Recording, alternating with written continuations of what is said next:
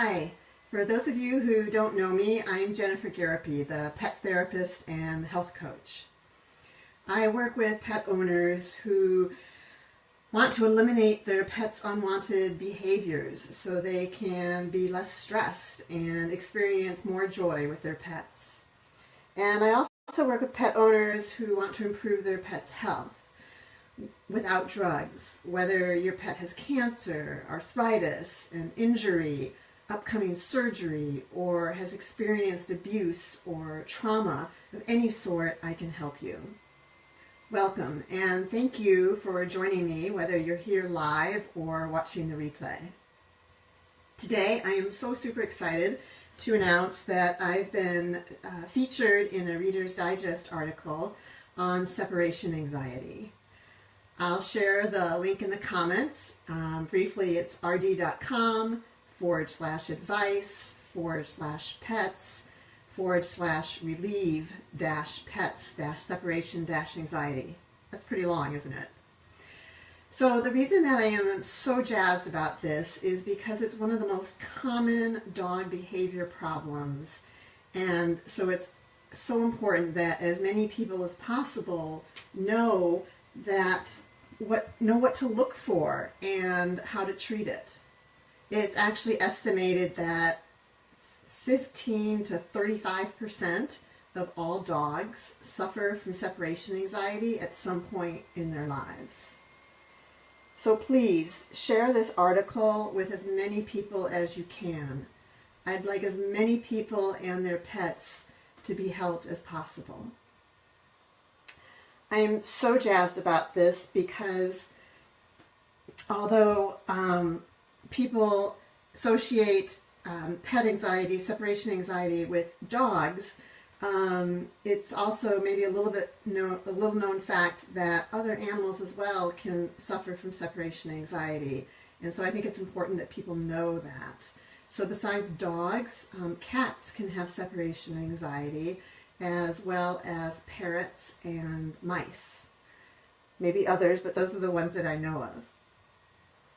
And really, it can be very sad because at its most extreme, it can result in death.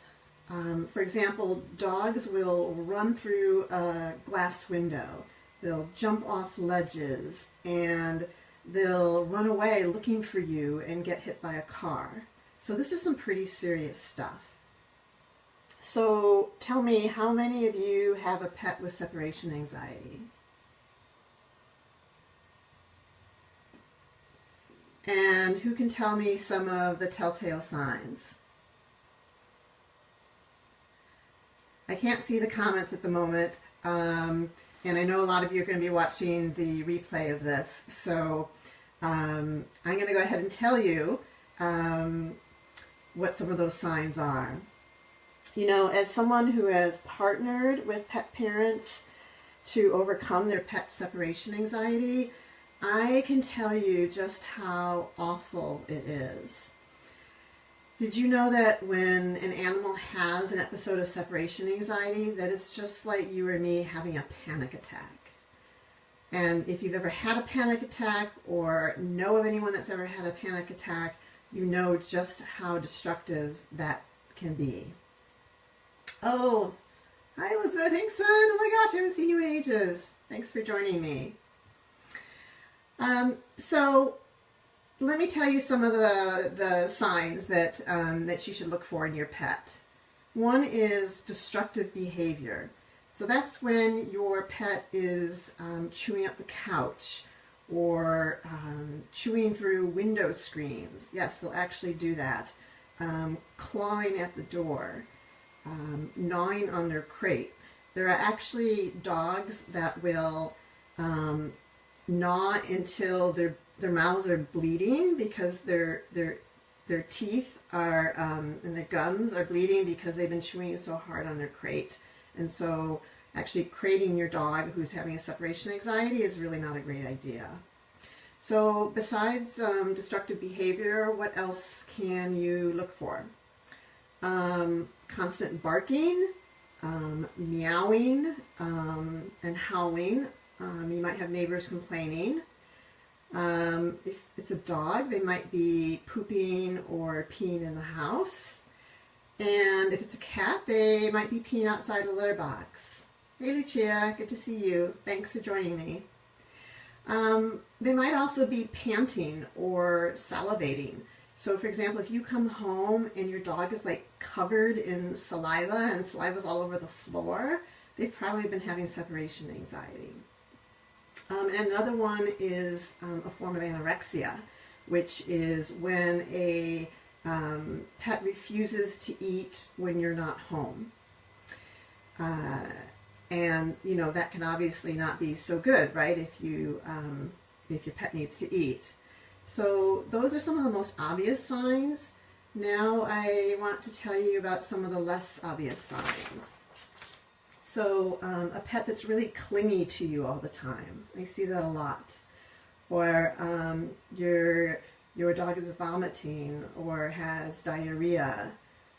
Your pet may show signs of depression, because yes, actually our animals can exhibit signs of depression just like we do. Pacing, panting, hiding, jumping about, moving frenetically when you're gone. This would be seen, for example, if you have a camera that you can put up in your house. Another one is when you're home, when they insist on being with you all the time and they follow you from room to room, you know, like the little Velcro dog. That's also a sign that your pet may have separation anxiety. And in cats, interestingly enough, some signs to watch out for are excessive grooming. So when your cat just licks and licks and licks, and it can show up as bald spots, that might mean that your cat has separation anxiety. And another one in cats is that when you get ready to leave, the cat may try to get between you and the door to stop you from leaving. Or they may hide. That's another one. Like when you're getting ready to leave, they may run off and hide because they're scared and they're trying to protect themselves. And then when you come back, they might give you an abnormally enthusiastic greeting. So for those of you like me who have cats, my cats do give me a warm greeting when I come home if it's anywhere near dinner time. But at other times, they might just be sleeping away. So if your cat is like right there at the door all the time going, yay, yay, yay, she's home, that's a sign of separation anxiety. So let's talk just a little bit about what you can do about separation anxiety in your pet. And I'm just going to talk about the most mild cases here. So one really great tip is what you might remember from your Psych 101 class in college, and that is counter conditioning. So what you want to do is you want to separate your leaving the home, which is something bad in your pet's mind, with something good. So when you leave the house, you might want to give them a special treat. And by special treat, I mean like a treat that you don't give them at any other time of the day. Or you might want to give them a puzzle toy that has food in it, because that will also preoccupy them when you leave, and so they'll be thinking less about you leaving. And for those of you who've had kids in that you've had to take to preschool and kindergarten, that probably sounds a little bit familiar to you, right? Because you're doing something like, hurry up and get them distracted, I'm going to run out the door, right? Or if you've ever babysat for kids. Another thing is leave the TV on. And when you leave the TV on, be really sure that you pick a good station. And by what I mean by a good station is one that, for example, has a more mellow show. So you don't want one of those really obnoxious talk radio shows where everybody's angry at each other, which is, as you know, pretty common these days, unfortunately, in social media. Or you don't want a lot of violence, because animals are way more attuned to energy than we are, and they're going to pick up on that, and instead of making them feel better, you might make them feel worse. Another one is music. And what's so cool these days is that there are so many music compilations out there that are made specifically to soothe different types of animals. So there's music for dogs, music for cats, music for birds. And if you look on iTunes or YouTube, you'll find a lot of choices. And a lot of them are free as well, so you can stream them while you're gone. Now, of course, the best thing is prevention. So if you're bringing a puppy or a kitty or a baby bird, what you want to do is get that animal as used to being alone as possible. So instead of spending all your time with them, you even just want to be in a different room than they are, and then graduate to leaving the house and leaving them by themselves. And in our society, especially those of you who live like I do in Southern California, dogs pretty much can go everywhere where I live, which was really bizarre to me when I moved here. I mean, awesome, don't get me wrong, but really bizarre. Like literally you go to Nordstrom and there are dogs at Nordstrom with their people shopping. So you don't want to take your dog with you every single place you go when they're a puppy or even when they're an adult, because that is a breeding ground for separation anxiety. Using a crate. A crate is a great idea for dogs. And the interesting thing about crates is that, oh, hi Katie coming. Oh my gosh, I miss you. Hello to Seattle.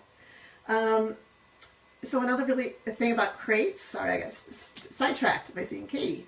One other thing is also the crate training. And so as I mentioned, when I first heard about crate training before I knew all this cool stuff that I know now, I was like, oh my gosh, who would use a crate? That's so mean and cruel and inhumane, and oh my gosh, I need to write to somebody and turn them into the police. And what I've come to learn is that if used properly, crate training is actually something that really helps calm down your dog, and they see it actually as their den and a safe place to be.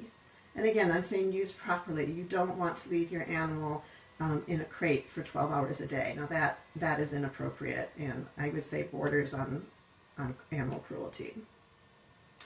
So maybe I'll actually do a Facebook Live topic on crate training, which brings me to a great point. I'm going to be doing these Facebook Lives in order to help you, my viewers, to learn things about your pets that you may want to know more about.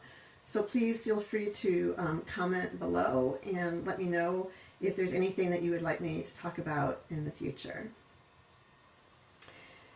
Now, for my next Facebook Live, I'm going to talk about how to prepare your pet for when you leave to go on vacation or a business trip. So what can you do to prep your pet? And then also, what can you do, what are your best options for making sure that they're cared of safely and with love while you're gone?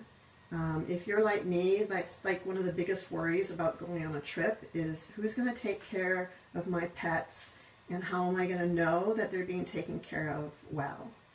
And, same thing for those of you who have young kids, it's the same thing. It's what you're worried about, right? You're worried about your babies. Now, if you've received a lot of value out of today's video, please share it. Share it with your friends, put it on your wall, share it in your Facebook groups. And again, I really, really want as many people as possible to know that they can treat separation anxiety without drugs. And it's important to me that people know what separation anxiety looks like, because some of us are more educated than other people just by virtue of, what our life circumstances are, right? There's no judgment there. It's just some of us end up knowing more about these things than others. Oh, hey, Kevin Garapi. Hello, my brother-in-law. So please do share that link to the article. Reader's Digest has a share feature. And as one of fewer than 100 certified healing touch practitioners for animals in the world, I have the goal of having us together help as many pets and pet parents as possible in this world. And that's really my goal. And I want all of us to know as much as possible so that we can do the best by ourselves and by our animals that love us so much. So thank you so much, everyone, for watching, whether you're watching live or the replay. And again, please share the article in Reader's Digest, and please put in the comments anything that you would love for me to talk about in the future. Thanks. Love to you all. Bye.